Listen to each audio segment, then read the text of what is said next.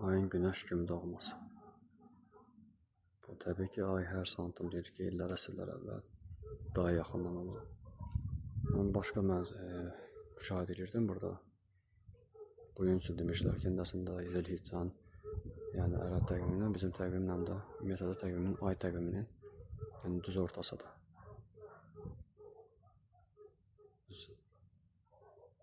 Necə də deməli, bura cənub-şərq düşür bizi tərəfdən. Təxminən. Cənub-şərq.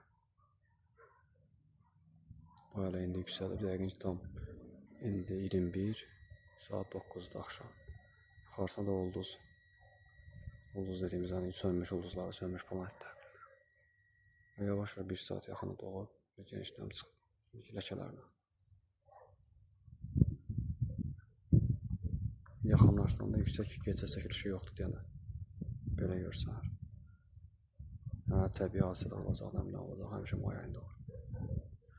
Ayın axırına düşüb, bugün o bədirlənmiş ayın ən yüksək enerjisi.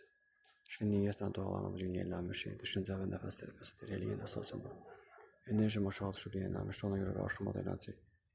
Əsasən Türkiyədən olan mistik yol, enerji və yüksək titreşim frekansla bağlı çıxdı. Bu kamera yaxınlaşdığında ətrafdakı vibrasiya, yüksək qazlar zat kamerada görünəcə görsənir. Amma ümumilikdə bizim üfüq xəttə sakit görsənir.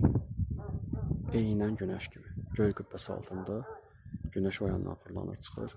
Günəşlə ay vaxtı bir-birindən deyir, süsəllər. Bildirilmiş kitablarında və müxtəlif aylarda var. Və son 65 illik. Mən demirəm, o yer üzündə, düzlüyünə filan layihəsilər var. Məsələ odur ki, bəli, sabitdir. Ayla fırlanıb o yüzden tamamilə göstəri alet ayağımda süzür gedir.